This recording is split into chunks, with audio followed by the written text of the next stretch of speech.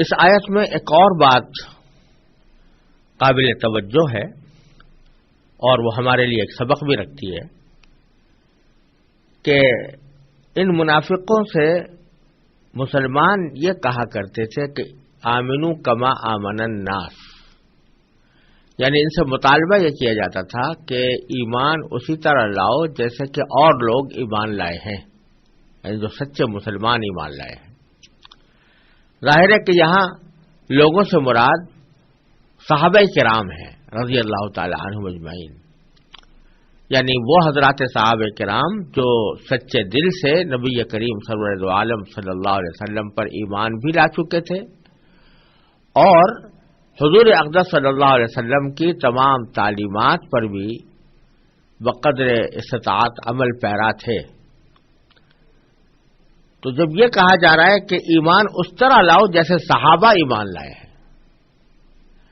تو اس سے یہ بات معلوم ہوئی کہ ایمان کی وہی تفسیر، وہی تشریح اور وہی تفصیل معتبر ہے جو حضرات صحابہ کرام رضی اللہ تعالی عنہم سے منقول ہو۔ یعنی اگر کسی کے ایمان کو پرکھنا ہو کہ یہ ایمان اس کا درست ہے یا نہیں اور ایمان کے تقاضوں پر یہ عمل پیرا ہے کہ نہیں، تو حضرات صحابہ کرام رضی اللہ تعالی عنہم اجمعین کا ایمان اور ان کا عمل انسان کے ایمان اور عمل کو درست قرار دینے کے لیے، کھرا قرار دینے کے لیے ایک کسوٹی ہے۔ تو اس آیت سے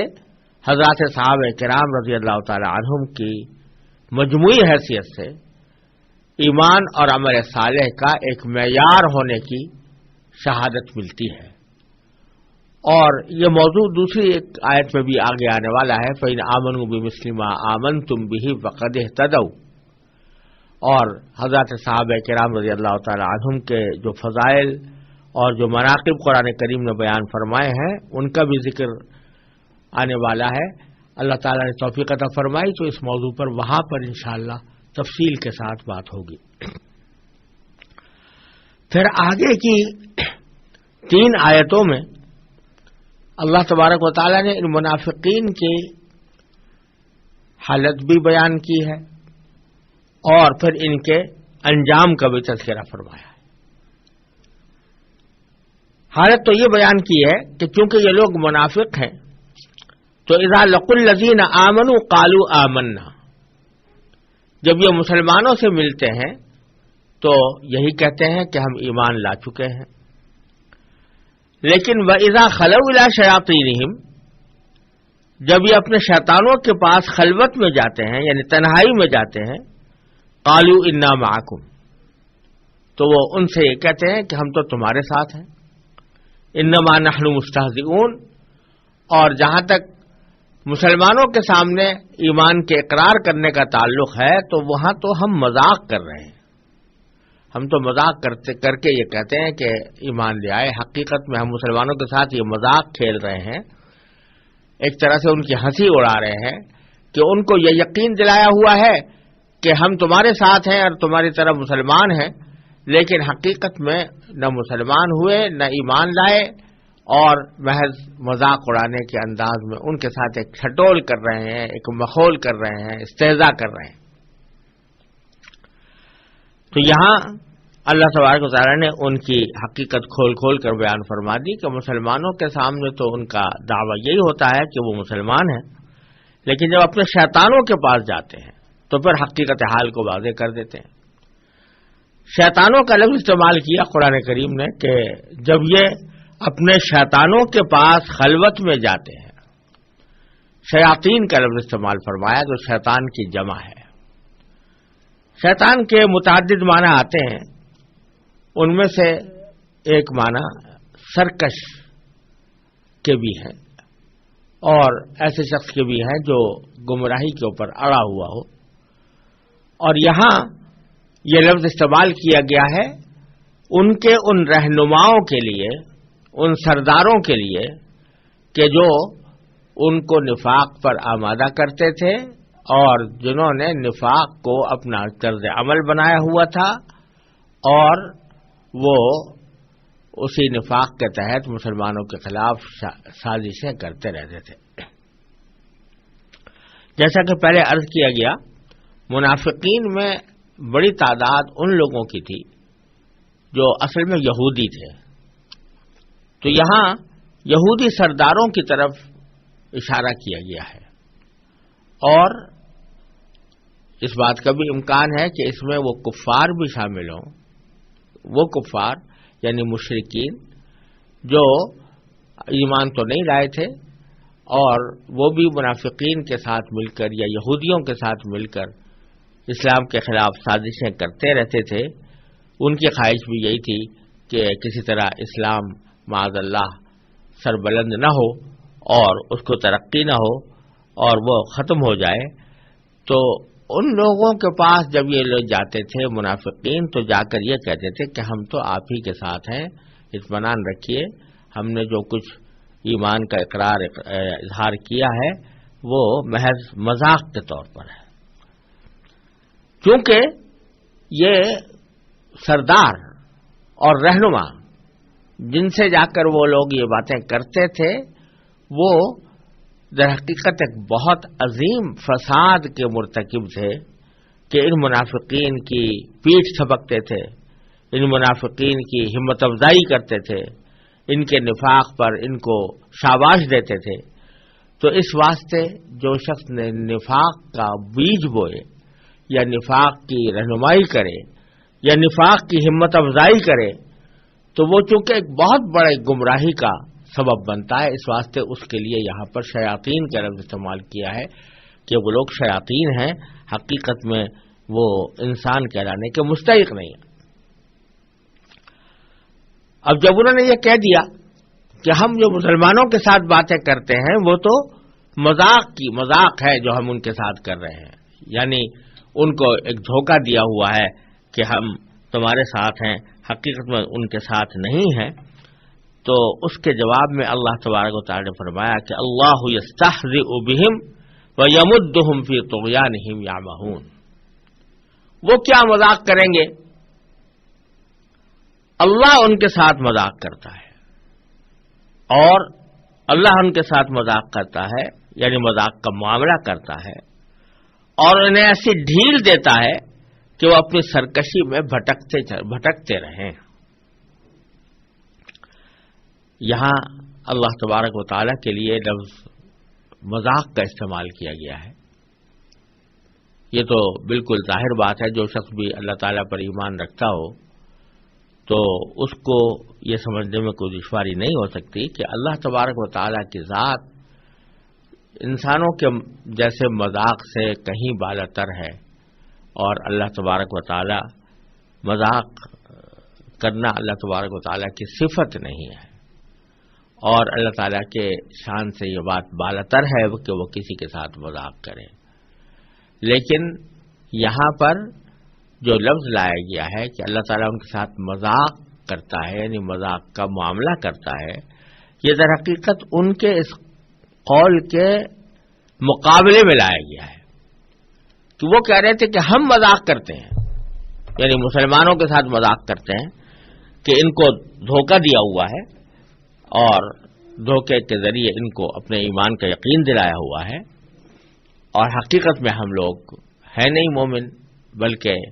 ہم ان کے خلاف سازشیں تیار کرتے رہتے ہیں. تو ایک طرح سے ہم ان کے ساتھ مذاق کر رہے ہیں. تو اللہ تبارک و تعالی نے اس کے مقابلے میں یہ فرمایا کہ یہ کیا مذاق کریں گے، یعنی یہ لوگ مذاق کرنے کا مطلب تو یہ ہوا نا کہ مذاق وہ اس طرح کرتے ہیں کہ ظاہر میں کچھ ہے اور باطن میں کچھ ہے، اور مسلمانوں کو اپنے ایمان کا یقین دلا کر اپنی سازشیں کرنے کے لیے راستے ہموار کرتے ہیں. تو ان کا یہ مذاق تو کچھ ہی دنوں میں کھل جائے گا، سب پتہ چل جائے گا کہ یہ لوگ منافق تھے، اور خود مسلمان بھی جان لیں گے کہ ان کے ایمان کا دعویٰ غلط تھا، اور اس کے نتیجے میں اللہ تبارک و تعالی ان کو مسلمانوں کو ان منافقین کی سازشوں سے محفوظ بھی رکھیں گے. تو ان کا مذاق تو چلنے والا نہیں ہے. لیکن اللہ تبارک و تعالی نے ان کے ساتھ یہ معاملہ کیا ہے کہ یمدہم فی طغیانہم یعمہون، اللہ تعالیٰ ان کو ڈھیل دے رہا ہے، اور ایسی ڈھیل دے رہا ہے کہ اس ڈھیل کے نتیجے میں یہ اپنی سرکشی میں بٹکتے چلے جا رہے ہیں اور سرکشی میں قائم رہیں گے۔ ڈھیل دینے کا معنی یہ ہے کہ دنیا کے اندر ان کے اوپر فی الحال کوئی عذاب نازل نہیں ہو رہا، دنیا کے اندر ان کو کوئی نقصان نہیں پہنچ رہا، دنیا کے اندر ان کو نفاق کی کوئی سزا نہیں مل رہی، بلکہ یہ جس طرح پہلے خوشحال تھے اب بھی خوشحال ہیں، جس طرح پہلے مال و دولت کماتے تھے یہودی سود کھا کر اسی طریقے سے اب بھی کر رہے ہیں، ان کے معاملات میں کوئی فرق نہیں آیا۔ تو اللہ تعالیٰ ان کو ڈھیل دے رہا ہے، یعنی جو خوشحالی ان کو میسر ہے اس خوشحالی کو اللہ تعالیٰ نے باقی رکھا ہوا ہے، جس سے یہ سمجھ رہے ہیں کہ ہم نے جو طرز عمل اختیار کیا ہے وہ طرز عمل کوئی غلط طرز عمل نہیں ہے، اگر غلط ہوتا تو اللہ تبارک و تعالیٰ ہمیں یہاں دنیا ہی میں سزا دیتے تھے، لیکن وہ اس طرح بجائے اس کے کہ دوسروں کو دھوکے میں ڈالتے خود دھوکے میں پڑ گئے ہیں اپنے اس طرز عمل کے نتیجے میں۔ جب اللہ تعالیٰ نے ان کو ڈھیل دی تو وہ خود دھوکے میں پڑے۔ وہ جس دھوکے کو مذاق سے تعبیر کر رہے ہیں کہ ہم نے مسلمانوں کو دھوکہ دیا ہے، دھوکہ دے کر مذاق کیا ہے، تو حقیقت میں اللہ تبارک و تعالیٰ نے جو ان کو ڈھیل دے رکھی ہے اس سے وہ خود دھوکے میں پڑے ہوئے ہیں، لہذا مذاق کا جو نتیجہ ہوتا ہے دھوکے میں پڑ جانا وہ ان کو حاصل ہو رہا ہے۔ اس کو اللہ تبارک و تعالیٰ نے اس طرح تعبیر فرمایا کہ اللہ یستہزئ بہم، وہ کیا مذاق کریں گے؟ اللہ ان کے ساتھ مذاق کا معاملہ کر رہا ہے، اور وہ کس طرح کر رہا ہے کہ یمدہم فی طغیانہم یعمہون، کہ ان کو ڈھیل دیے ہوئے ہے اللہ تبارک و تعالیٰ کہ وہ اپنی سرکشی میں بھٹکتے چلے جائیں، اور اسی طرح وہ بھٹکتے چلے جا رہے ہیں۔ اور آخر میں ان کا انجام یہ بیان فرمایا کہ اولئک الذین اشتروا الضلالۃ بالہدی، یہ وہ لوگ ہیں، احمق لوگ ہیں، جنہوں نے ہدایت کے بدلے گمراہی خرید لی ہے۔ جیسے کوئی شخص کوئی تجارت کرتا ہے تو اپنی کوئی چیز کسی کو بیچتا ہے اور اس کے مقابلے میں کوئی قیمت حاصل کرتا ہے، تو ان لوگوں نے بھی یہ حرکت کی ہے کہ ہدایت کے بدلے انہوں نے گمراہی خرید لی ہے، یعنی اللہ تبارک و تعالی نے نبی کریم سرور دو عالم صلی اللہ علیہ وسلم کے ذریعے ان کو ہدایت عطا فرمائی تھی، دین کا صحیح راستہ دکھایا تھا اور راہ مستقیم کی رہنمائی فرمائی تھی۔ نبی کریم صلی اللہ علیہ وسلم کی تمام تعلیمات ہدایت ہی پر مشتمل ہے، اور یہ ہدایت ان پر ایک اگر دیکھا جائے تو ظاہر بھی ہو چکی تھی، کیونکہ پہلے بھی جیسا عرض کیا گیا کہ یہودی لوگ پہلے سے انتظار میں تھے کہ نبی آخر الزمان صلی اللہ علیہ وسلم تشریف لانے والے ہیں، اور اس کے انتظار میں اشتیاق میں وقت گزار رہے تھے، لیکن جب یہ بات واضح ہوئی کہ وہ نبی آخر الزمان حضرت اسماعیل علیہ السلام کی اولاد میں تشریف لائے ہیں تو ان کے دلوں میں حسد پیدا ہو گیا، جس کی وجہ سے انہوں نے اس کو قبول کرنے سے انکار کر دیا اور منافقت کی روش اختیار کر لی۔ تو ہدایت ان کے سامنے آ چکی تھی، اور اللہ تبارک و تعالیٰ نے ان پر اس ہدایت کو واضح بھی کر دیا تھا، اس کے باوجود انہوں نے اس کو اختیار کرنے کے بجائے گمراہی اختیار کر لی، تو گویا ہدایت کے بدلے میں گمراہی خرید لی۔ اشتروا الضلالۃ بالہدی فما ربحت تجارتہم، تو ان کی تجارت کچھ نفع بخش ثابت نہ ہوئی، ان کی تجارت میں ان کو نفع نہیں ہوا۔ وما کانوا مہتدین، اور ان کو ہدایت بھی نصیب نہ ہو سکی اور صحیح راستے پر بھی نہ آ سکے، تو جو کچھ انہوں نے حرکتیں کی تھی اس سے نہ دنیا کی کوئی منفعت ان کو حاصل ہوئی اور نہ آخرت کا کوئی فائدہ نصیب ہوا، ان کا سارا طریقہ جو ہے وہ بجائے فائدہ کے نقصان کے اوپر منتج ہوا ہے، تو حاصل ان کی ساری کارروائیوں کا نقصان ہی نقصان ہے، دنیا میں بھی اور آخرت میں۔ دنیا میں تو اس طرح کہ ان کا نفاق عنقریب کھلنے والا ہے، اور آخرت میں اس طرح کہ ان کو زبردست عذاب ہوگا، جیسا کہ قرآن کریم نے دوسری جگہ فرمایا کہ ان المنافقین فی الدرک الاسفل من النار، منافقین جہنم کے بالکل نچلے طبقے میں ہوں گے۔ اب اس کے بعد اللہ تبارک و تعالی نے منافقین کی ایک تمثیل بیان فرمائی ہے، بلکہ دو تمثیلیں بیان فرمائی ہیں۔ تمثیل کے ذریعے ان کی حقیقت کو واضح فرمایا گیا ہے، اور وہ تمثیل اگلی 4 آیتوں کے اندر آنے والی ہے۔ ان 4 آیتوں کی میں پہلے تلاوت کروں گا اور اس کا ترجمہ، اور اس کے بعد پھر انشاءاللہ اس کی مختصر تفسیر عرض کرنے کی کوشش کی جائے گی۔